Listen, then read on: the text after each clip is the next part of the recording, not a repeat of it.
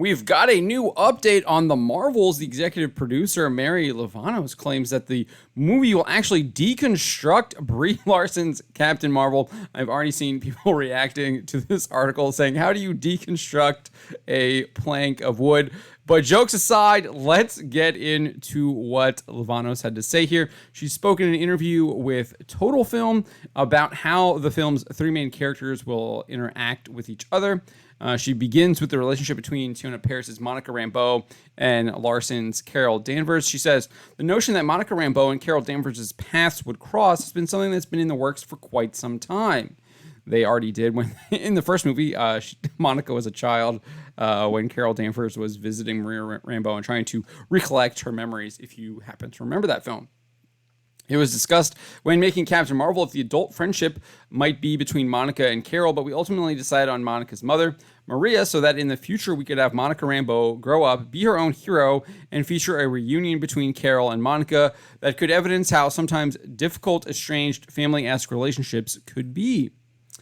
She then turned her attention to the relationship between Kamala Khan and Carol Danvers. She said, Little Miss Marvel has this ideal view of Carol Danvers, and to see that stripped back and Miss Marvel get to know her hero for who she actually is was an interesting deconstruction that really warmed our hearts.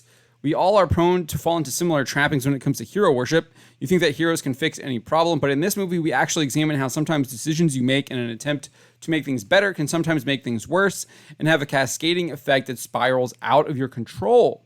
So it sounds like Captain Marvel is going to make a really bad mistake, even despite having good intentions, and it is going to spiral out of control. And then we're going to get to see Kamala Khan react to that. Probably going to see the shine on her hero fade. And it looks like, if we read further into Livanos' comments, that Miss Marvel is going to be the one who forgives Carol, be that kind of like emotional support for her to get her back on her feet. So Livanos says, so while we're seeing Carol Danvers grapple with what has become of her actions, we see that also processed through the eyes of Miss Marvel. We actually experience forgiveness through the eyes of another person. That can be freeing for the person who might not be able to forgive themselves. So that looks like what is going to happen there. That's what she had to say. As for why Miss Marvel idolizes Captain Marvel, we did get a brief opening sequence in the Miss Marvel Disney Plus series. Unclear whether or not they're going to have anything in the film that indicates this, or that people are going to have any kind of understanding of this in the film if they didn't watch the Miss Marvel Disney Plus series. Maybe there is. I mean, we do get a little bit of her room, but that doesn't really explain why Kamala Khan is into Captain Marvel. But in the opening of the Miss Marvel show, Kamala Khan says, I've learned a lot about Captain Marvel, and I know at least three things to be true. One, she blasted through Thanos' fleet like a flaming angel, and she looked good doing it. So she's idolizing her for being a Mary Sue. Two, she punched Thanos right in the face. No offense to any of the other Avengers, but I really don't think they could have done that. That's utterly ridiculous assertion. We saw Hulk actually fight Thanos in Avengers Infinity War. Obviously he got beat, but he was getting in some good looks there in the beginning. Obviously Miss Marvel might not have known about that fight, but if she does know about what Captain Marvel did, I would think she would have seen that Thor, Captain America, and Iron Man were getting in some pretty good licks on Thanos.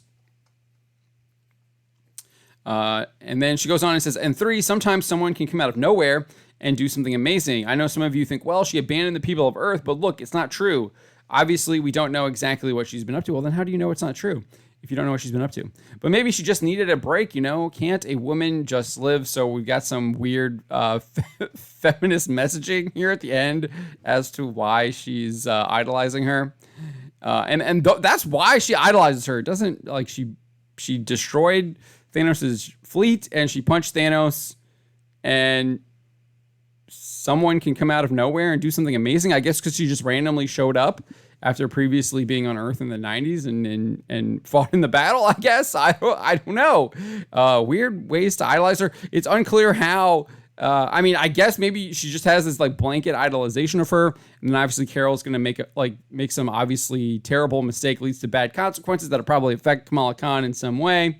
Lose that shine, and then she'll eventually forgive her. I would not be surprised if there's some kind of Islamic Muslim aspect to that with the forgiveness factor, given the fact that Kamala Khan is supposed to be Muslim. So I think that's what's going to happen.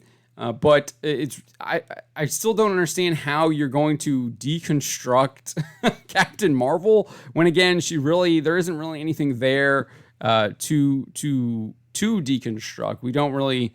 I mean, she doesn't really have a personality. She doesn't really have goals and ideas.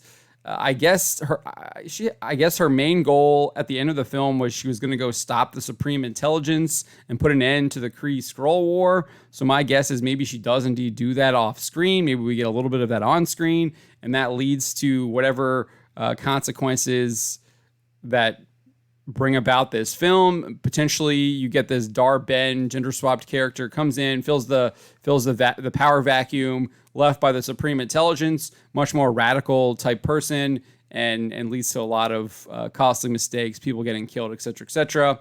And Kamala Khan is the one there for Brie Larson's Captain Marvel to cry on her shoulder, forgive her, and get her back in the fight.